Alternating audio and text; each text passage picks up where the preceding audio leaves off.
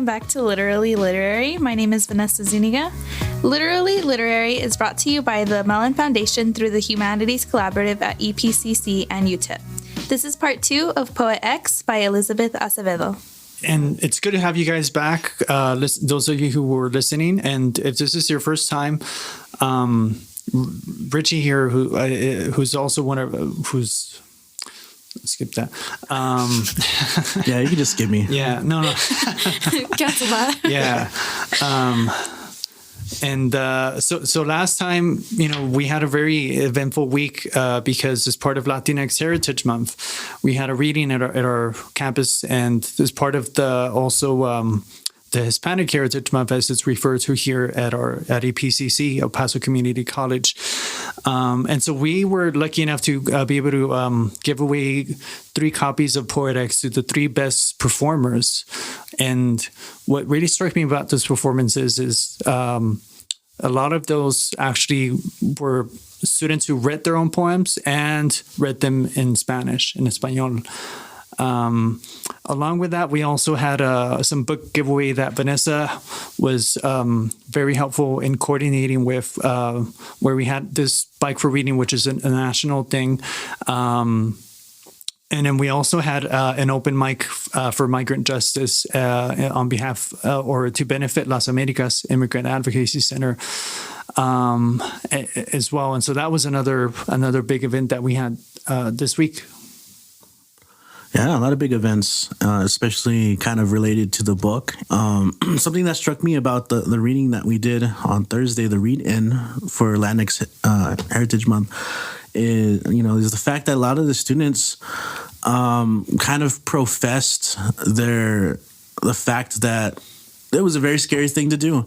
That they want to get better at public speaking and talking in front of people, and then they just went all out. They really shared and opened up, and I think because of that was a very magical thing. Mm-hmm. And I think that's one of the things we'll get into. I know last episode, again, if you guys haven't had a chance to listen to it yet, the previous episode, go check it out. If you're listening to this now and you haven't, go back.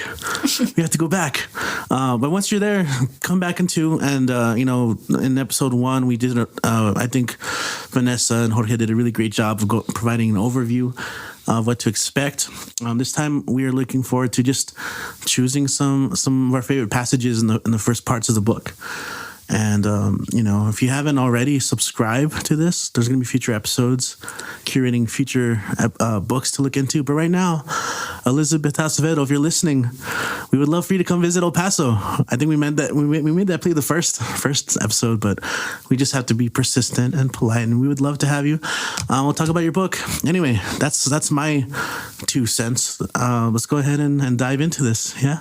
Let's go.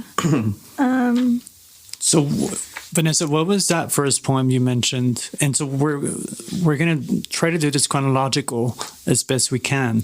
But in part 1, and so there's 3 parts of the book, right? And part 1, what was that first poem you wanted to discuss?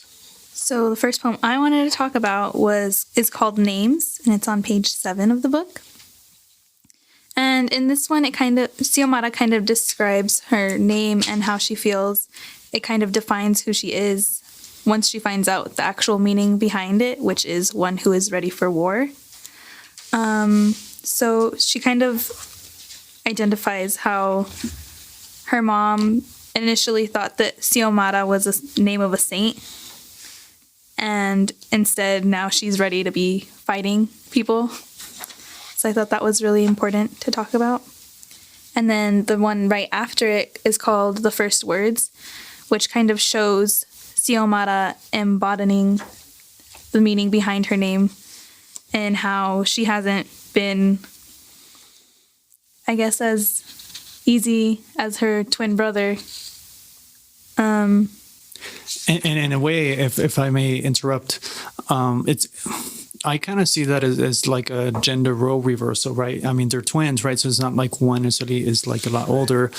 But you would normally expect the brother to be the more protective one, right? And I mean, he kind of serves his own role with that, especially with their mom. But I found that like her struggling, like, because it's kind of like a double-edged sword. I don't know if you guys agree, but in terms of her embodiment, how she feels she's being embodied through her poems later on, religiously throughout the work, is that she feels she also gets objectified a lot. And she talks about that in one of the other poems, about how she wants to feel disembodied. And so that kind of goes into the gender representation of how there's this double standard because of men objectifying women and kind of being just straight up misogynistic, right? Even I think from the first poem, she kind of hints at that. With stoop. Yeah. I was actually thinking about that as well. How very early on, you have these guys really kind of being terrible towards her, and yet it's her mother who gets mad at her. She's like, "Why are you talking to the boys like that?" Yeah. And she didn't really do anything. Like that's you see a little bit of that conflict early on with kind of the intergenerational experiences, especially maybe from islands to USA, right? Of that's going to be setting up that battle all throughout the book between her and her mother's expectations of her, and how Xiomara is a fighter. Yeah. And Vanessa, what is it about the names that made you go to those two poems? Well, I like knowing the meaning behind names, and I feel like it does kind of ultimately decide who you become as a person. So I kind of related to that poem in terms of that. And then I also found the connection through The Hate You Give, actually, by Angie Thomas, and how all of the kids kind of are, what's the word? The word is symbolically named? Or? Yes. Like, for example, Star, her name means light. And she kind of brings all of this light with her, and she kind of changes things. And then you have Sakani, which is joy, and he's always very happy, and he makes everyone laugh, even when they're very sad. So I feel like names kind of do ultimately determine that. Yeah. It's also interesting sometimes in literature when characters have to fight against their names, Yes. Kind of like outside of what their destiny is or what happens. But yeah, I mean, because it's inherited, and but it also kind of what you're saying, Richie, it kind of reminds me of like Malcolm X, right? Like your name has been colonized and we've been colonized, right? So, I identify as Latinx, but even that, it is, I mean, it's gender neutral, but it doesn't necessarily acknowledge, like in my indigenous roots, right, of which I really have no access to, right, because of colonization, and so there's been an erasure of that. And in going back to that poem, Vanessa, of the first one about her own name, there's also that phonetic spelling, and I think that's something that, as my experience with as a Latinx, I don't know how y'all feel, but like for my name, I feel like it's something that I've had to do at conferences, and I'm not saying like it's like a big deal, but it just kind of reminds me of like, okay, how do you say that? Like I've gotten that a couple times when I go to conference, like Jorge, because.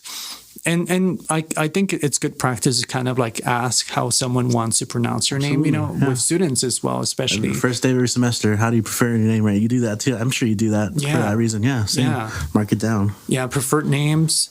I don't do the preferred pronouns because I've heard that like that can kind of out students who might not want to be outed. Yeah. Yeah. And usually, I guess, they'll offer it themselves, that information. Yeah.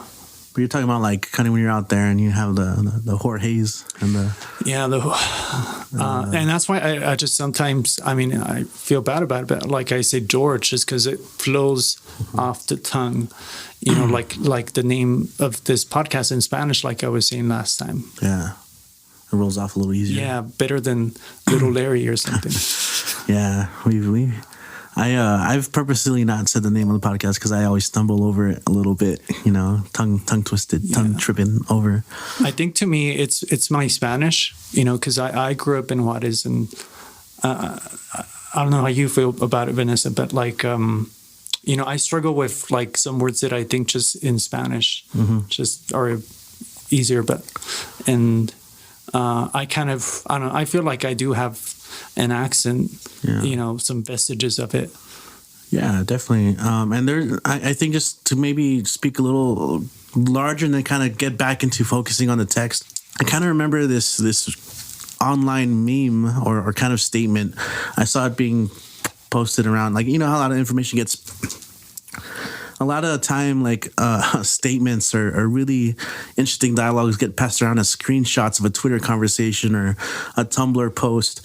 And I think one that I kind of always remember is about like pronunciation of names and like, you know, how come you can't learn this, but you can say Dostoevsky and all these other like interesting names, like, you know, maybe Eastern European like type names. And I just think that there's maybe something worth mining in that.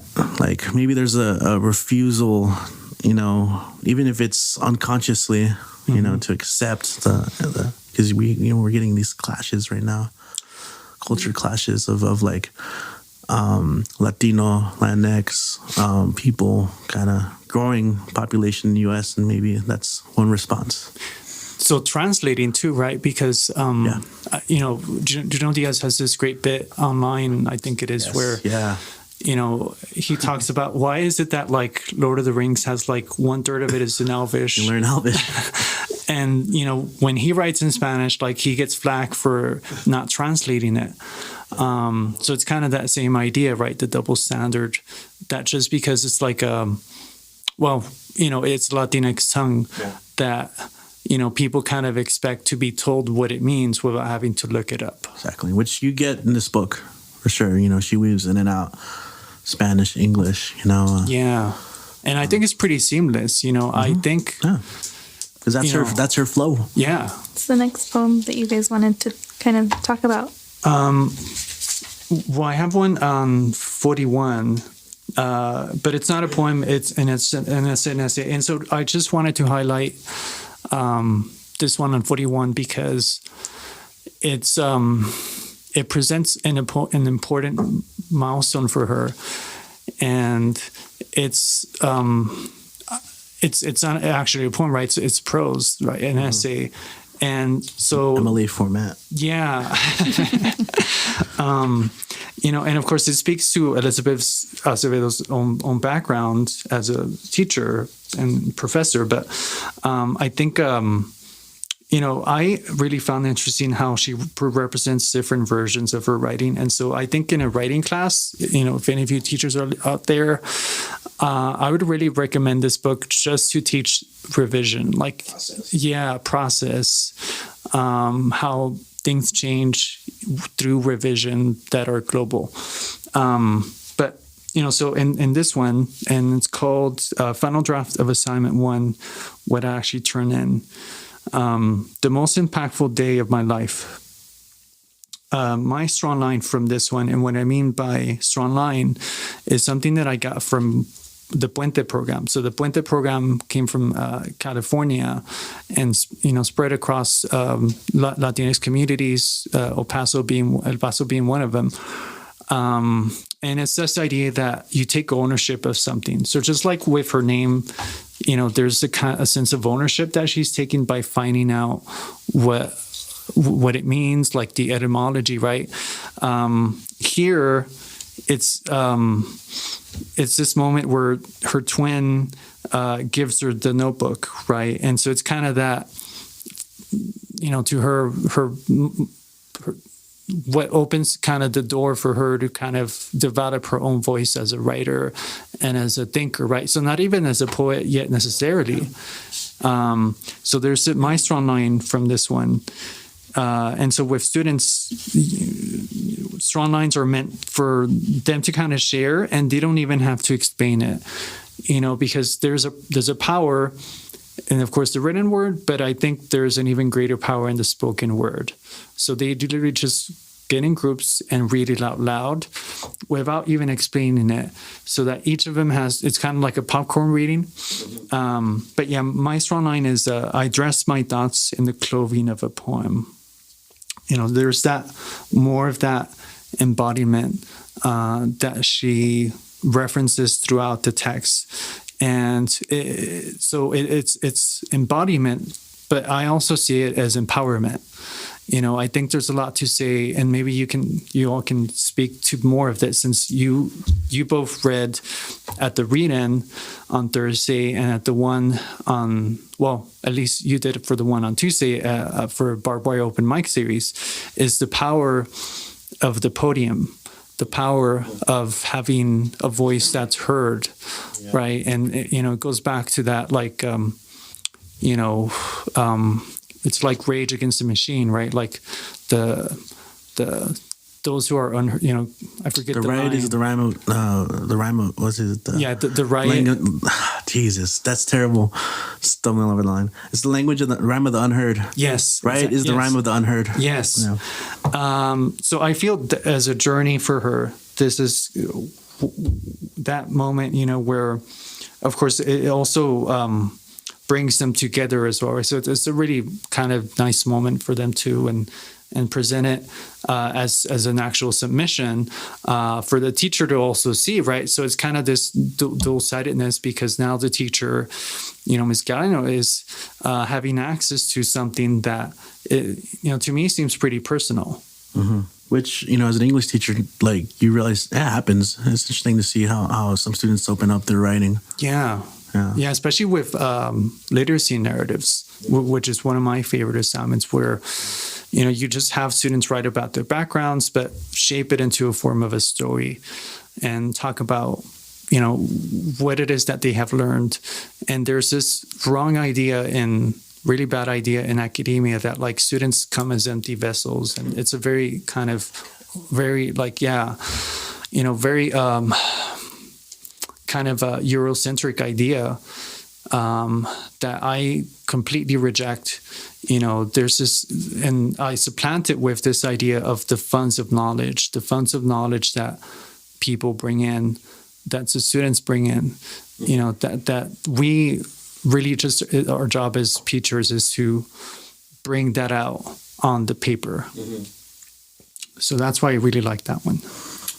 Yeah, you chose a piece that really, I think, to me is a focal point, or even it's like a fulcrum to reach out, and some of the things I wanted to talk about kind of actually do pertain to this piece you chose, both in the way in which the essays are represented, and that she has the drafts, what I want to write, the draft, and then what I actually turn in.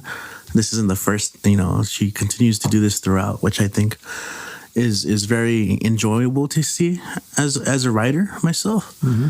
And as a reader, of course, we mentioned before, Acevedo's use of language is so masterful here.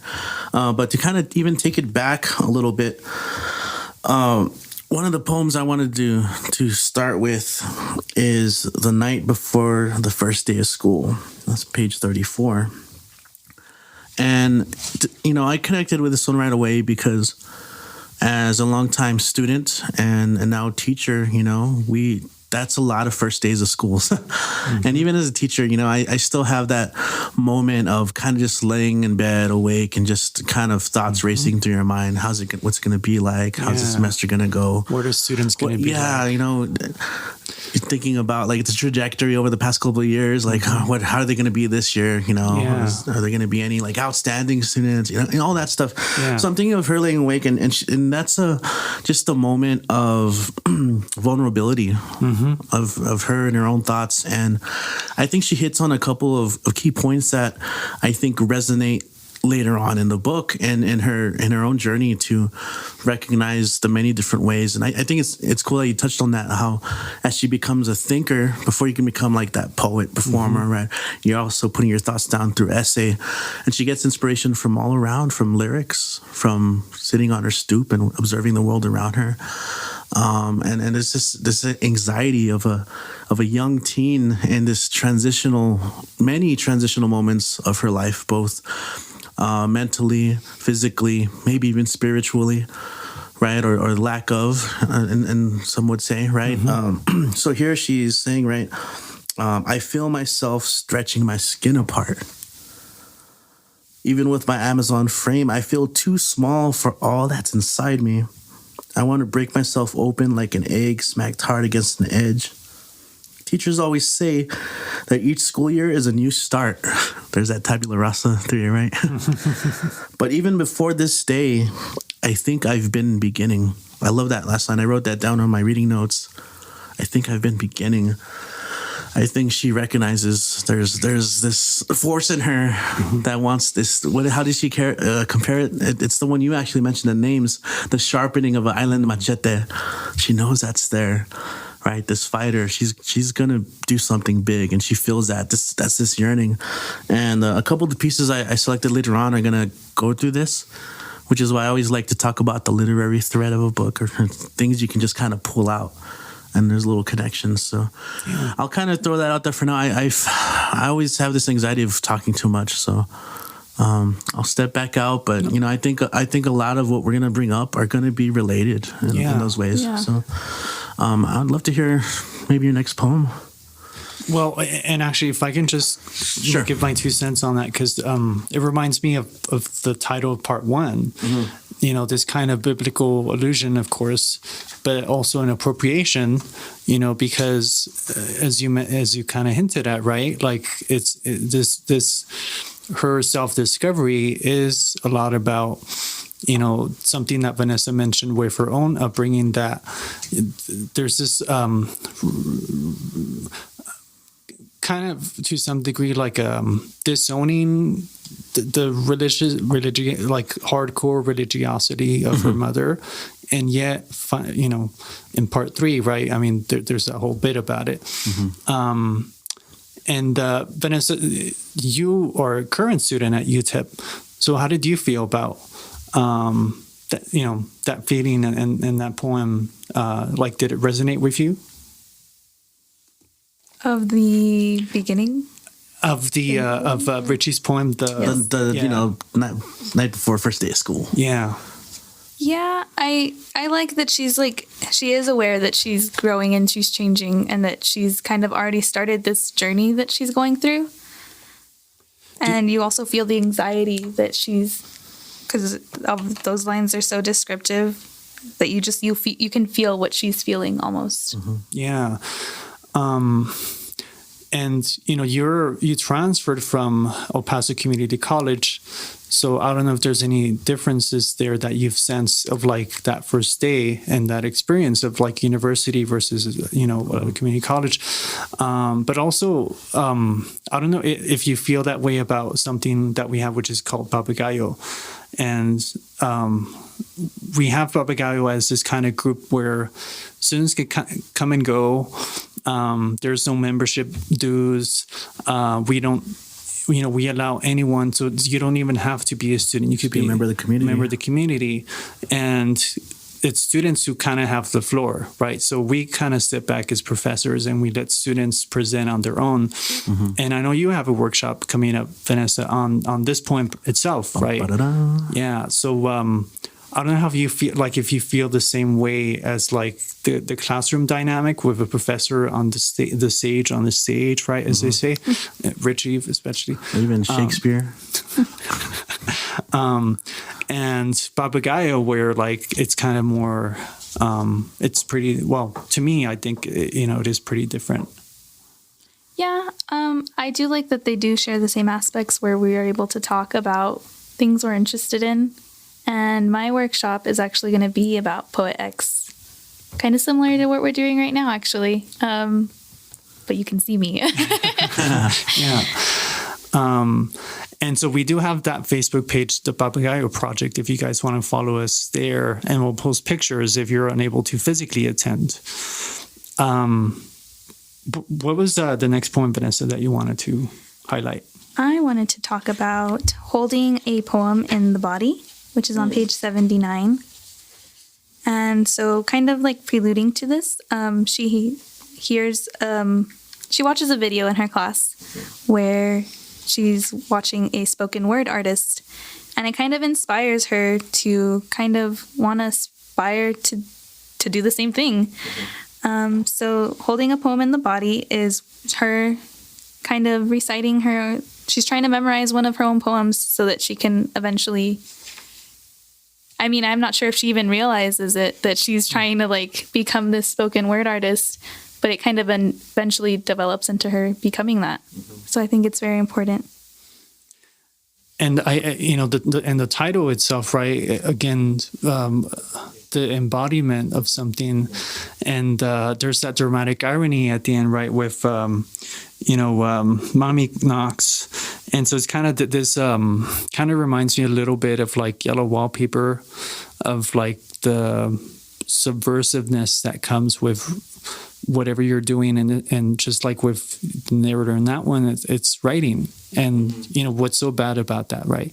There could be worse things, and there's that line, I respond verses, I'm memorizing verses, I know she thinks I mean Bible ones, right? Which isn't she's not like lying, but she knows, like, maybe she's proud of her for a moment. Oh, okay, continue. Yeah. And it also serves as a kind of foreshadowing, right, of like her mother being ever watchful of her, and almost like,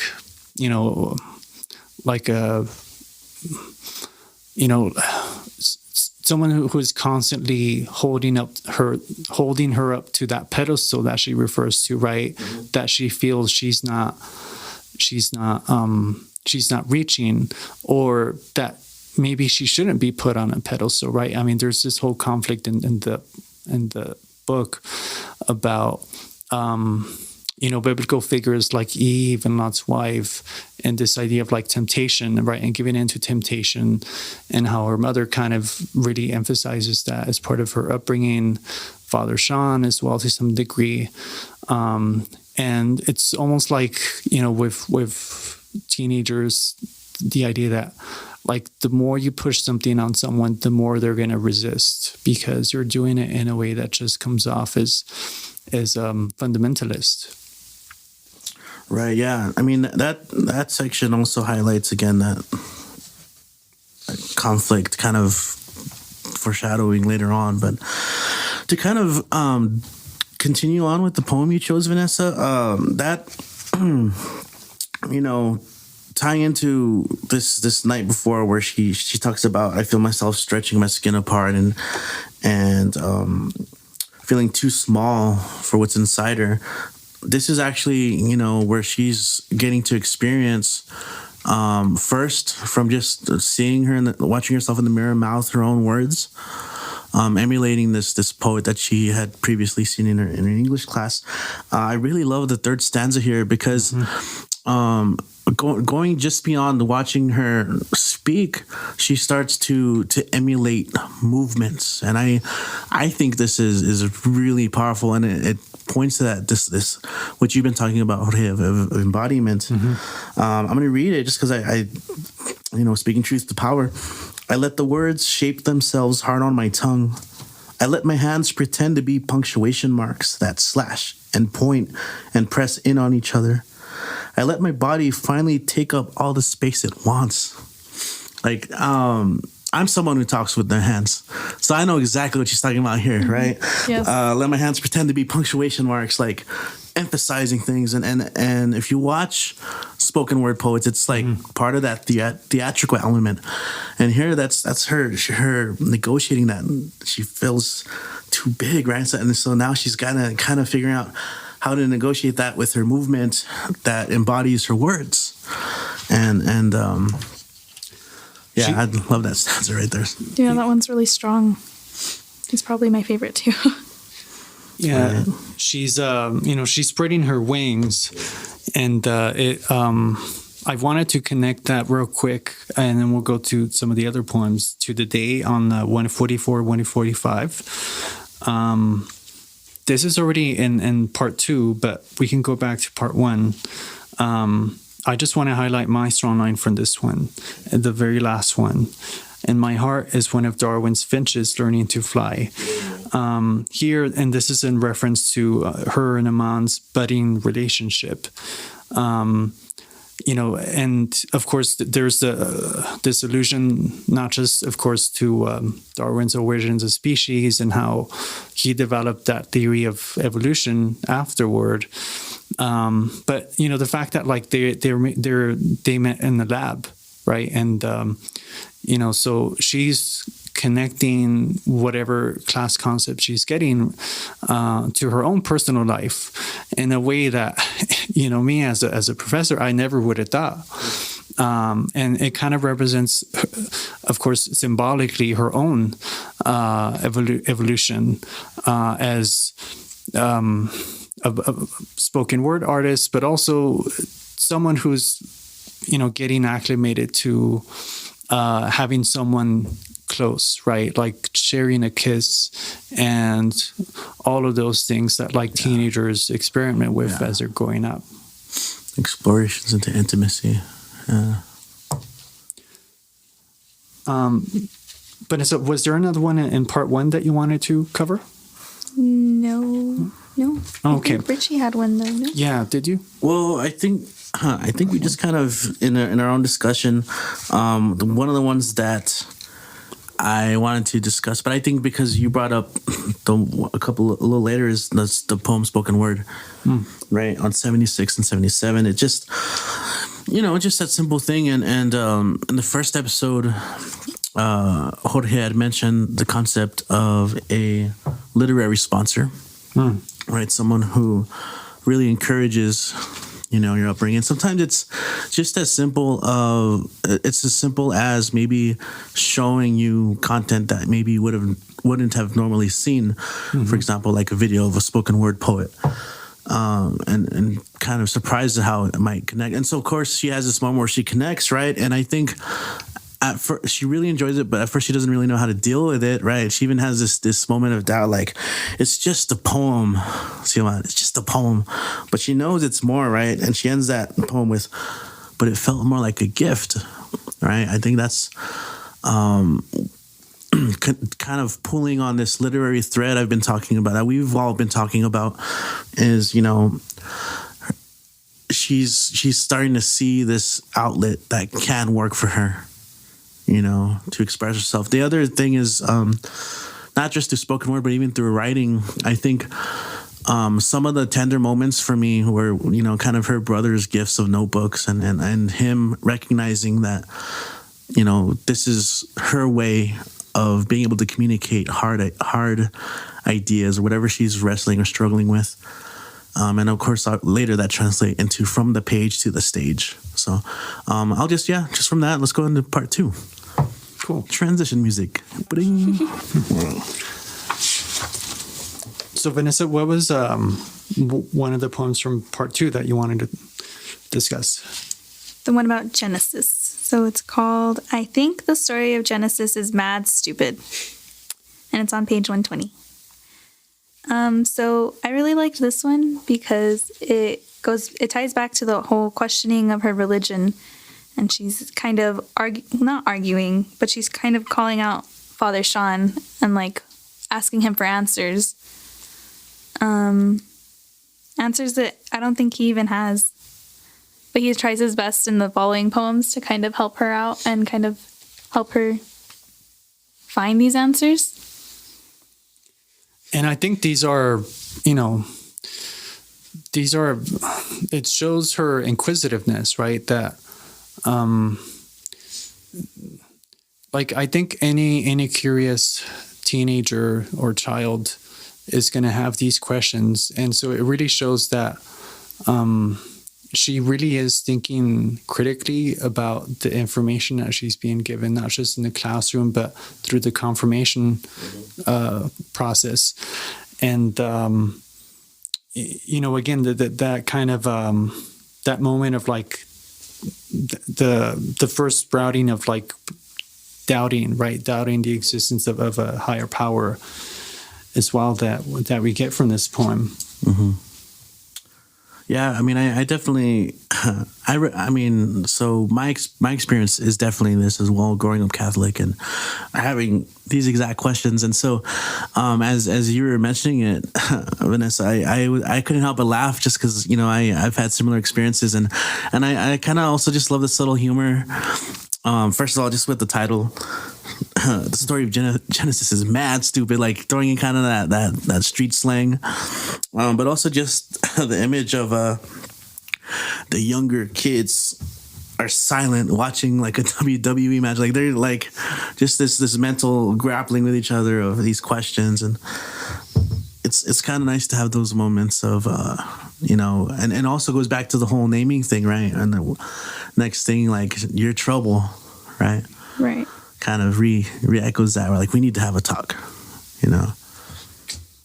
which as a literacy sponsor is interesting too, right? That I had mentioned in episode 1 that Father Shen does have an arc.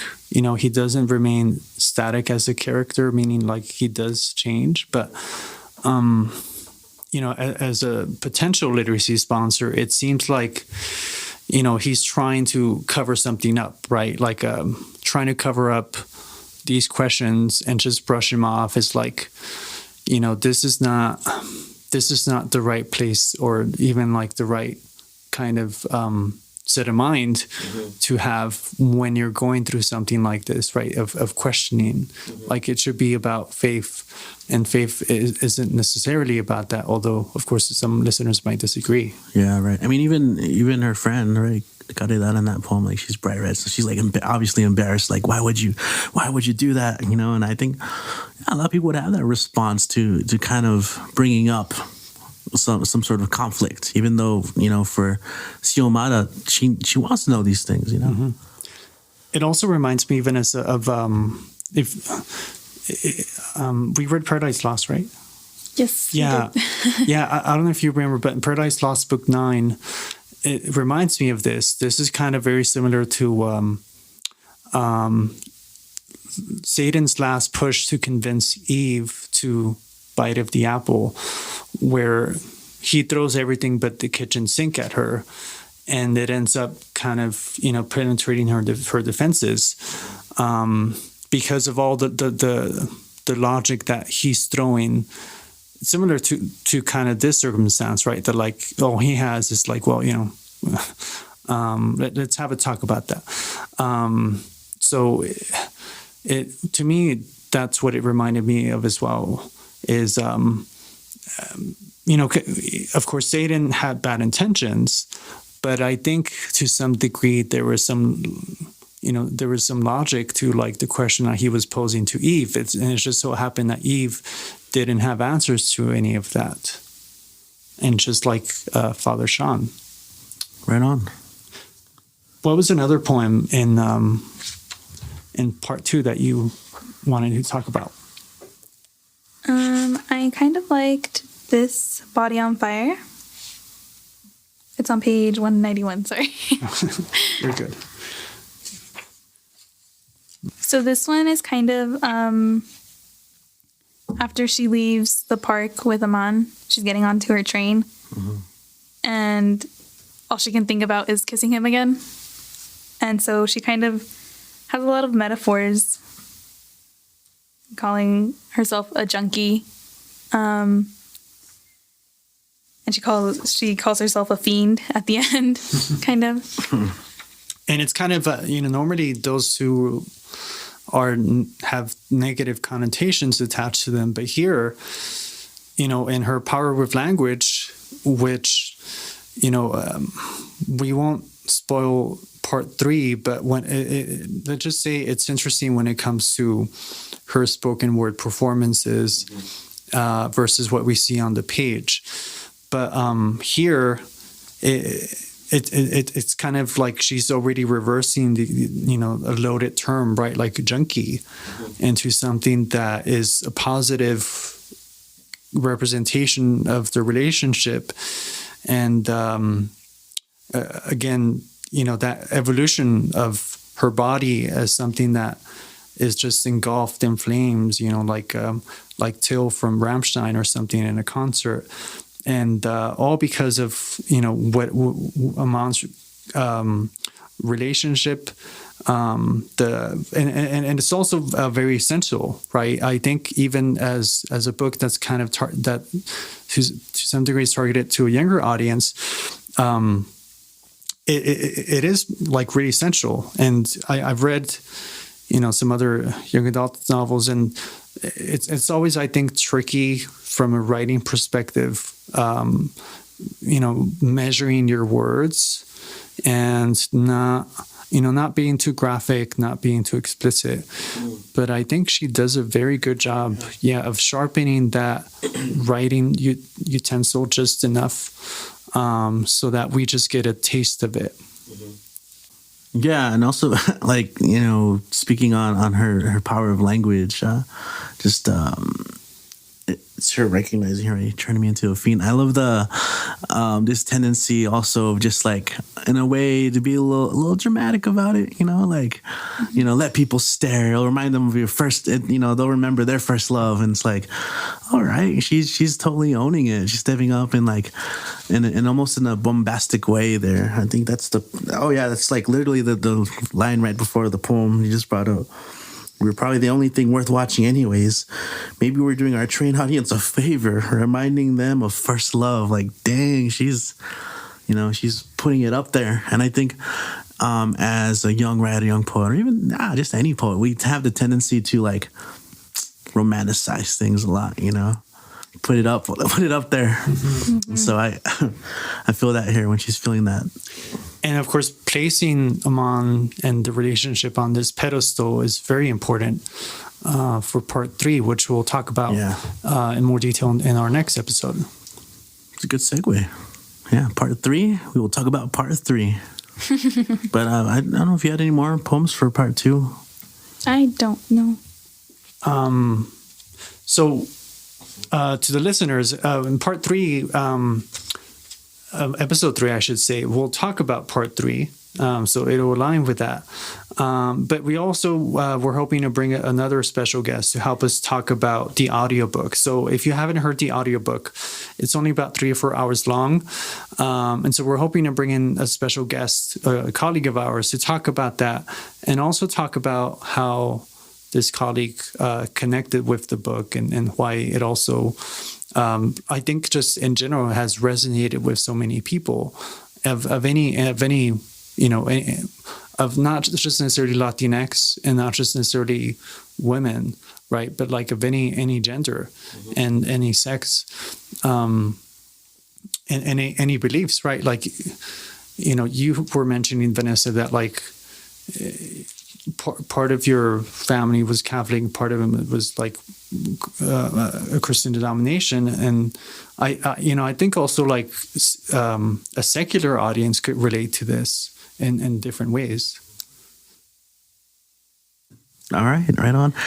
I want to thank you guys for having me on again to share some thoughts, and thank you, Richie, for hosting us again. Yeah, this has been recorded at a studio here in El Paso, Texas, called Power at the Pass. It's a content creation center. We're focusing on creating content and telling stories, and a huge part of that are the podcasts we record out of here. So you guys get to be part of that tradition. And as always, you guys listening right now, again, subscribe to the show. Follow future episodes, and even share with those in your life who might get something out of this. Your literary peeps out there in the world. And then we're off. Thanks for listening. Bye. Bye.